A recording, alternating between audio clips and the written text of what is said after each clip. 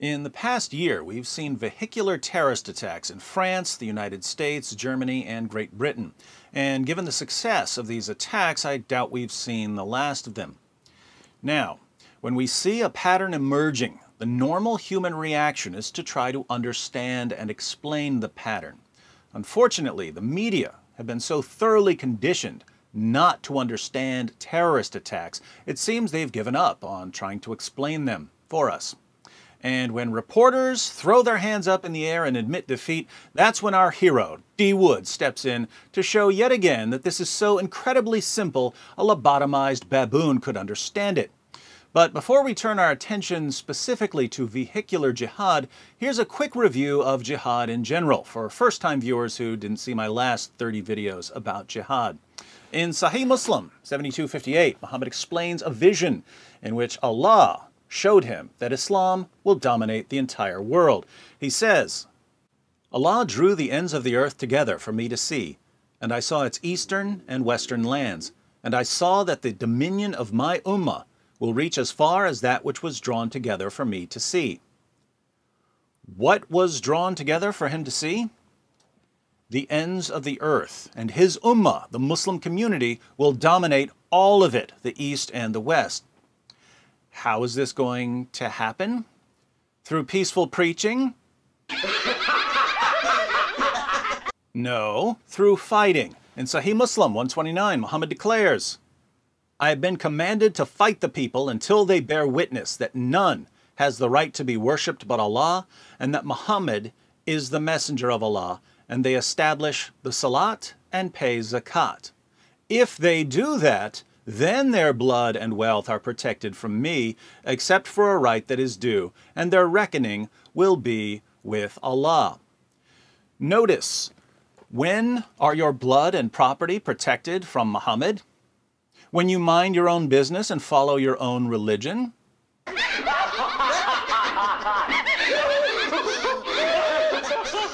No, when you become an obedient Muslim, not before.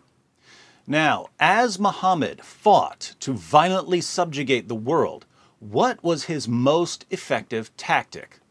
Apologetics?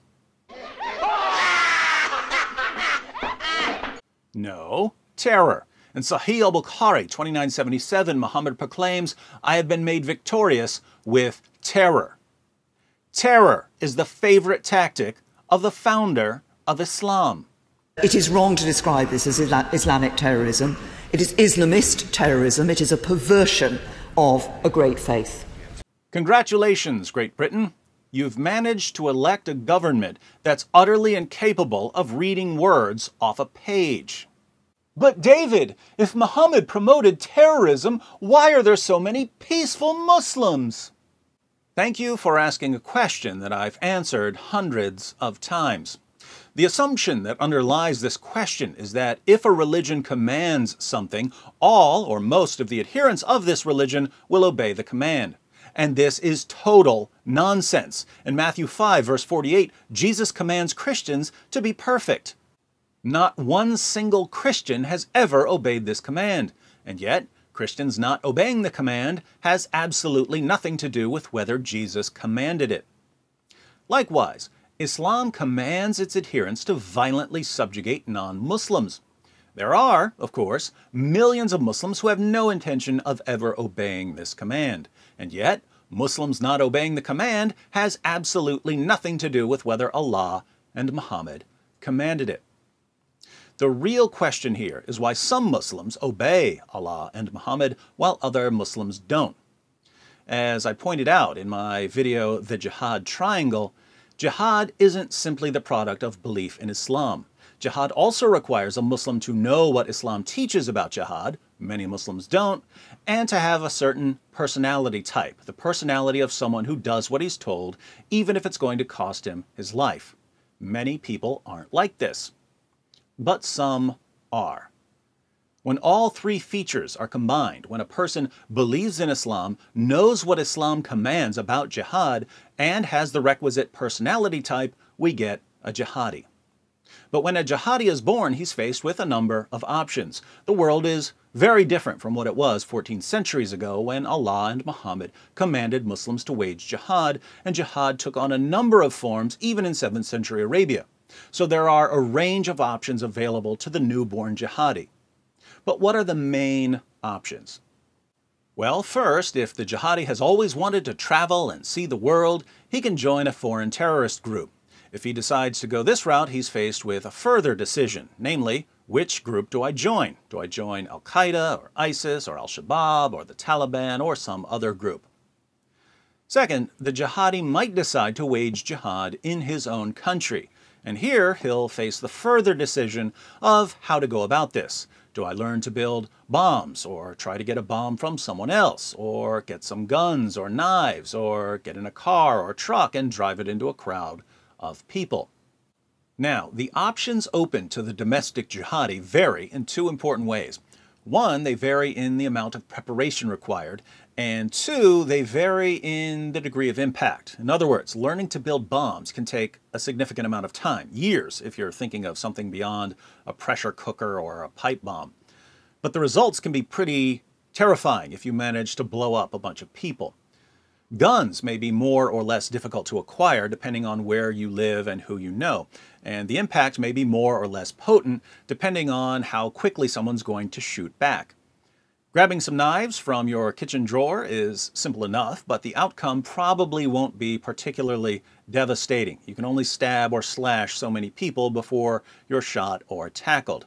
Or you can get in an SUV or something larger and drive it into a crowd of people. Notice that the vehicular option doesn't take much preparation and that you can potentially inflict a lot of casualties so long as you have a heavy enough vehicle and a sizable crowd of people. So if you're weighing your options and you don't think you'd be a good bomb maker and you think you'll have a tough time getting a gun and you want to do something more than just stab a few people, vehicular jihad is going to catch your eye. Another option. For people who don't want to die, there's the option of supporting jihad financially. Muhammad himself said that people who pay for others to wage jihad receive the same reward as the jihadis who fight. So if you've got a business or a good job, you might decide to fund jihadis. This is why we've seen so many cases of people being charged with sending money or supplies to various terrorist groups. Even groups like CAIR have been caught conspiring to fund terrorist groups.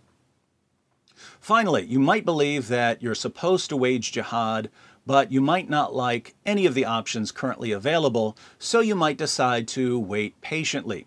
Here you're waiting for something to come along that jumps out at you as a mission from Allah. You're convinced that you're called to fight, but you're not convinced that any of the options currently on the table is the way to go. Hence, you wait. And polls show that many people who agree with jihadi doctrine aren't actually waging jihad. They're waiting. So now we're in a position to understand the rise of vehicular jihad. Years ago, Al-Qaeda set the bar for a successful terrorist attack pretty high. A successful terrorist attack was crashing planes into buildings or blowing up subway stations, mass casualties, go big or go home. And for years, aspiring jihadis attempted to recapture the success of the 9/11 attacks or the 7/7 bombings, and they failed. Over and over again, jihadis would get caught trying to buy bombs from undercover FBI agents. They would then go to prison, and instead of inflicting terror, they convinced us that the FBI is really on top of things. Eventually, a few jihadis concluded that successful small-scale attacks would be better than failed large-scale attacks. So instead of plotting to blow up a building, they would grab a knife or an axe or a gun or a small pressure cooker bomb and go stab or hack or shoot or blow up a few people in the name of Allah. These small-scale attacks wouldn't be as dramatic as the 9/11 attacks or the 7/7 bombings, but they were much more difficult to stop than large-scale attacks. But even though small-scale attacks are more difficult to prevent, they're not always impossible to stop. Police can keep an eye on people who buy guns or who download instructions to build pressure cooker bombs. If someone's carrying a backpack onto a train, police can tell him to open his bag. But how do you stop someone from getting in his SUV and driving it into a crowd of people? Until he's plowing through the people, he hasn't done anything. How do you stop someone from renting a U-Haul truck and heading towards a local parade? You can't. And jihadis are now recognizing that for those of them who don't want to join a foreign terrorist group and don't want to support jihad financially and don't want to wait indefinitely and don't have access to bombs or guns and would like to do something more spectacular than stab someone, the best rewards to risk ratio is vehicular jihad. Extremely low risk of getting caught before the attack, very high rewards in terms of terror, casualties, and injuries. It took jihadis a while to realize this, but after a few successful attacks, they've caught on. Now, there are really only two things you can do to deal with jihad. You can refute the ideology that leads to the attacks, or you can try to minimize or prevent the attacks once they're in motion. Our leaders have done less than nothing when it comes to refuting the ideology of jihadis. I say less than nothing because nothing would have been keeping their mouths shut. They haven't kept their mouths shut. Instead, they've defended and promoted Muhammad and the Quran, the sources of jihadi doctrine. So the ideology of jihadis has spread. That leaves our leaders with the task of preventing individual attacks and trying to minimize the damage of attacks they can't prevent.